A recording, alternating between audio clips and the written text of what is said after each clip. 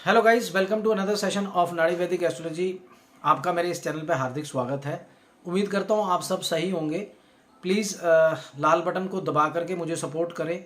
मैं चाहता हूँ कि मेरा जो ये चैनल है बहुत आगे बढ़े, क्योंकि ये बहुत नॉलेजेबल चैनल है। आप जितने भी वीडियोस देख लीजिए, उसमें कहीं पे भी जो है ना फंसाने वाली बात नहीं होगी, जैसे एस्ट्रोलॉजर्स या पंडित या वंश वशीकरण, ये करण 43 दिन यहाँ चले जाओ और वो सब चीज़ें नहीं मिलेंगी आपको इस चैनल पे। इस चैनल पे सीधी सीधी बात होगी। सीधी बात पे मैं आपको बता दूंगा कि आपका ये काम होने वाला है या नहीं होने वाला है, और इसका जो उपाय है वो भी बड़ा सीधा है। कहीं आपको 43 दिन भागने की जरूरत नहीं है, धरती पे ये गाड़ने की जरूरत नहीं है, गाय के पीछे पीछे भागने की जरूरत नहीं है कि उसी से ही होगा आपका ये काम। तो प्लीज़ मेरी आपसे रिक्वेस्ट है, सपोर्ट करें ऐसे चैनल को जो साइंटिफिक नॉलेज पे चलता है और मैथमेटिकल कैलकुलेशन पे हम लोग नाड़ी एस्ट्रोलॉजी से आप लोगों की प्रेडिक्शंस करते हैं। आज का टॉपिक बहुत इंपॉर्टेंट है, उन बहनों के लिए है या उन इंसान के लिए है जिनके बच्चे नहीं हैं, जो चाइल्ड बर्थ के लिए बहुत ज़्यादा तरसते हैं, जिनके पास कोई भी चाइल्ड नहीं है और चाइल्डलेस हैं। मेडिकल सपोर्ट तो ज़रूरी है ही है, मेडिकल के बिना कुछ नहीं होता। तो मेडिकली भी वो फेल हो चुके हैं और उनकी जो संतानहीन हैं, उन लोगों के लिए मैं वीडियो बना रहा हूँ। चाइल्ड बर्थ एक बहुत ही इंपॉर्टेंट टॉपिक है हमारे देश में और किसी भी देश में, चाहे वो अंग्रेज़ हैं या अफ्रीकन्स हैं या इंडियंस हैं, एशियंस हैं, कोई भी हो, चाइल्ड बहुत इंपॉर्टेंट होता है बंदे की ज़िंदगी के अंदर। उससे उसकी लाइफ चेंज हो जाती है। पर ऐसा होता है ना, आप मेडिकली कई जगह फर्टिलिटी करवा चुके, बहुत कुछ ऐसे मेडिकल ट्रीटमेंट्स करवा चुके हो, उसके बावजूद भी नहीं होता है बच्चा, और डॉक्टर्स भी आपके आगे हाथ जोड़ देते हैं। तो आज के इस वीडियो पे आप लोगों को बहुत ज़्यादा ताकत मिलेगी, साइकोलॉजिकली आप पॉजिटिव हो जाएंगे जब आप सुनेंगे कि ये सारी चीज़ें पॉसिबल भी हैं। पर आपको पहले ये जानना बहुत इंपॉर्टेंट है और इस चीज़ पे विश्वास करना इंपॉर्टेंट है कि ये सारी की सारी मैथमेटिकल कैलकुलेशंस हैं, जिसकी वजह से सुख दुख, संतानहीन या संतान बहुत ज़्यादा होना, इनकम बहुत ज़्यादा होना या इनकम नहीं है, बीमारियां हैं तो उसको नहीं है, किसी को है किसी को बहुत ज़्यादा है। कई लोग शराब सिगरेट पीते हैं, सारी ज़िंदगी पीते हैं, कोई हार्ट अटैक नहीं होता और मर जाते हैं 90 की उम्र में।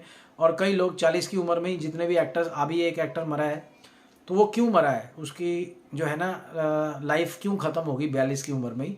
तो इन सारे क्वेश्चनों का आंसर हमारे देश में किसी भी, इस दुनिया में किसी के पास नहीं है, पर एस्ट्रोलॉजर साइंटिस्ट के पास ये इसका आंसर होता है। तो आज हम बात करेंगे जो संतान के लिए लड़ रहे हैं, जो चाइल्डलेस हैं, चाइल्ड बर्थ कब होना चाहिए वो भी मैं बताऊंगा आपको। नीचे लिखे नंबरों पे आप मुझसे व्हाट्सएप करके बात कर सकते हो। बहुत इंपॉर्टेंट है बात करना आपका। आपके लिए सबसे इम्पोर्टेंट बात यह है कि चाइल्डलेस, पहले आप ये समझें कि कोई बंदा चाइल्डलेस है, कोई बंदे के पास 5-5 3-3 बच्चे भी हैं, तो वो क्या कारण है। देखो जी, 4th हाउस और 5th हाउस और 11 सेकंड फैमिली होती है। 4th हाउस भी बच्चे का है, 5th हाउस भी बच्चे का है और 11 उसका गेन होता है। अगर इन सब चीज़ों को कोई अपोज करता है तो इनका 12th हाउस है, ठीक है कि नहीं। तो 1 4 10 अपोज करेगा और 2 5 11 बच्चे को पैदा करेगा, ठीक है कि नहीं। और 1 6 10 होता है डिवोर्स के लिए, क्योंकि वो 7th का 12th है 6th।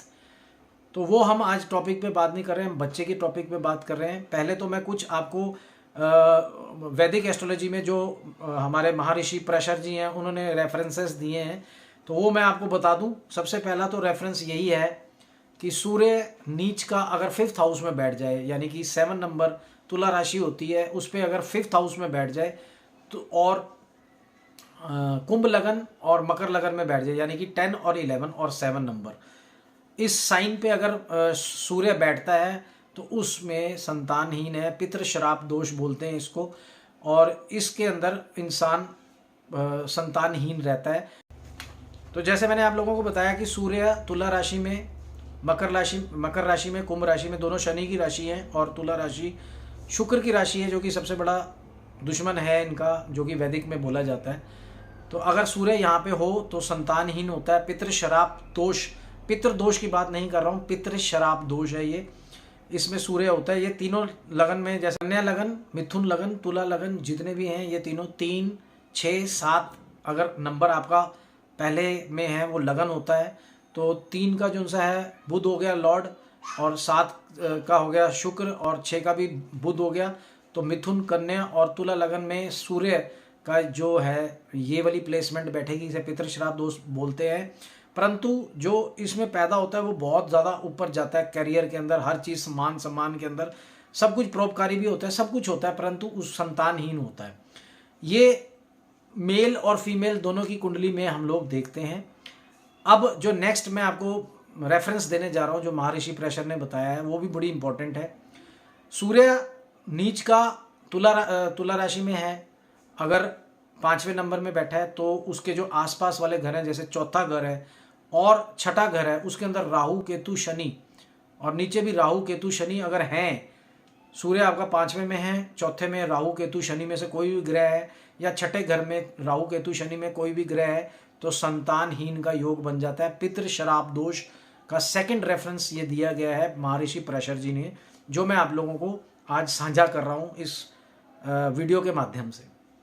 ऐसे इंसान संतानहीन रहता है, परंतु इन सब चीज़ों का इलाज है। अगर आप नीचे लिखे नंबरों पर मुझसे बात करेंगे तो हम आपको बताएंगे कि ये सारे शराब कैसे ख़त्म होंगे। पितृदोष की जो पितृदोष होता है वो अलग चीज़ है। पितृ शराब दोष जो सा होता है, आप जितनी मर्जी पूजा करवा लो पंडितों से, जितना मर्जी करा लो, आप संतानहीन ही रहोगे जब तक हम फर्टिलिटी को, हम इसके अंदर प्लैनेट्स को शांत नहीं करते। इसमें हम लोग, आप कभी भी कामयाब नहीं होगे, संतान कभी भी जन्म नहीं लेगी। जैसे मैं आप लोगों को बता रहा हूँ, जो थर्ड रेफरेंस है वो ये है जो महर्षि प्रेशर जी ने बोला है कि मंगल सूर्य जो भी क्रूड ग्रह है, मंगल सूर्य राहु केतु शनि 5वें घर में या 9वें घर में बैठे हों तो भी संतानहीन का पितृश्राप दोष बन जाता है। ऐसे में भी आप लोगों के बच्चे होने के चांसेस नहीं है। प्लीज़ आप इसको मिथ मत समझिए। आप इस, हम लोगों ने कम से कम नहीं तो 1000 से 2000 कुंडलियाँ देखी होंगी इन्हीं चीज़ों में, तभी जा कर के हम लोग इस बात पे हम लोग सटीक बनते हैं और आपके सामने ये वीडियो बनाते हैं। इसमें क्या होता है ना, जब हमारे पास ये सारी चीज़ें आती हैं, हमारे पास हज़ारों चीज़ें दिमाग में होती हैं, और नाड़ी की कैलकुलेशन के अंदर अगर चाइल्ड बर्थ के अंदर 2, 5, 9, 11 के साथ अगर 1, 4, 10 आ रहा है तो भाई बच्चे का जन्म होना या कंसीव करना that is very next to possible. पर अगर 2, 5, 9, 11 आ रहा है कहीं पे भी नाड़ी कैलकुलेशन के अंदर, तो बच्चे का जन्म उस टाइम पे कंसीव भी हो जाता है और बच्चे का जन्म अच्छा भी हो जाता है, क्योंकि वो लॉन्ग पीरियड होता है, 3 साल 4 साल 5 साल, तो उसमें बच्चे ही बच्चे होते हैं। पर अगर वो पीरियड ख़राब है, 1, 4, 10 आ रहा है और ये अपोज कर रहे हैं उसको, तो वो पीरियड बच्चे जन्म भी लेंगे और मृत्यु भी हो जाएगी। परंतु जो ये मैं आपको जो पोजीशंस बता रहा हूँ, जो श्राप बता रहा हूँ, पितृ श्राप दोष, इसके अंदर सूर्य मंगल राहु केतु, ठीक है कि नहीं, नीच के हैं या ग्रह शत्रु राशि में है 5वें 9वें घर में, तो जी आप लोगों के संतान होने के चांसेस बहुत कम हो जाते हैं। खास करके लड़के के चांसेस कम हो जाते हैं। वैसे तो वैदिक चार्ट में अगर कोई देखे सूर्य है मंगल है तो बोलते हैं लड़का हो जाएगा, अगर वो लड़की की कुंडली में देखते हैं, ऐसा कुछ भी नहीं है। जो मेन रिजल्ट है वो नाड़ी एस्ट्रोलॉजी में आता है। नाड़ी एस्ट्रोलॉजी एक ऐसी एस्ट्रोलॉजी है जो इन सब के क्वेश्चन में जो वैदिक एस्ट्रोलॉजी में नहीं समझ में आता और जो वो बोलते हैं वो नहीं होता, तो उसका आंसर है नाड़ी के अंदर आ जाता है, क्योंकि it is a very big mathematical calculation जिसको समझने में ही सालों लग जाते हैं। तो मैथमेटिकल कैलकुलेशन है, जैसे आपका ग्रह चल रहा है, शुक्र ग्रह चल रहा है या सूर्य ग्रह चल रहा है, तो सूर्य की पोजीशन देखेंगे, 5th हाउस के लॉर्ड को देखेंगे, 9वें घर को, 11वें घर को देखेंगे। उन सारे लॉर्ड्स को देख करके हम लोग ये देखेंगे इन सारे घरों का क्या कनेक्शन है। और अगर नाड़ी की कैलकुलेशन में ये बिल्कुल क्लियर आ रहा है, सब ग्रीन सिग्नल आ रहा है, तो ये सारे हाउसेस जो से हैं वो आ रहे हैं, और कोई भी जो अपोज करते हैं वो हाउसेस नहीं आ रहे हैं, तो भाई फिर तो समझ लो आप लोगों को बच्चे होने से कोई नहीं रोक सकता, चाहे राहु है 5th हाउस में, चाहे केतु है।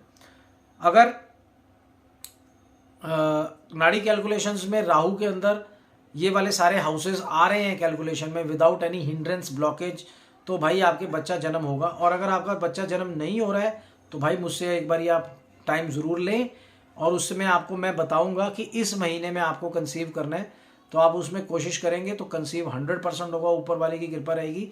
शिव जी महाराज सबकी मदद करते हैं और हमारी भी करेंगे। हनुमान जी की जय हो। और ये दोनों अगर आप लोगों को आशीर्वाद देंगे तो ज़रूर आपके काम बनेंगे, कोई भी काम नहीं रुकेगा, परंतु शिद्दत से वो करना होगा। तो बच्चे का होना ना होना, जो संतानहीन है उन्हीं को पता होता है कि बच्चा की क्या इम्पोर्टेंस है। वो रात दिन मेडिकल प्रॉब्लम्स, मेडिकली वो अपना इलाज करवाते रहते हैं, पर फर्टिलिटी उनकी नहीं होती और बड़े सारे टेस्ट फेल हो जाते हैं। और चाहे कोई भी देश हो, अगर प्लैनेट्स आपके फेवर में नहीं हैं तो आपके बच्चे का जन्म होना बहुत मुश्किल है। पर फिर भी हम लोग देखो, ऐसा है कि उस चीज़ को क्रिएट करना पड़ता है। उसका जब तक आप ट्रीटमेंट नहीं करोगे तब तक आपका कोई भी चीज़ नहीं होगा। और ये घास फूस देने से या गरीबों को खिलाने से या मंदिरों में गुरुद्वारों में धक्के खाने से कुछ नहीं होगा।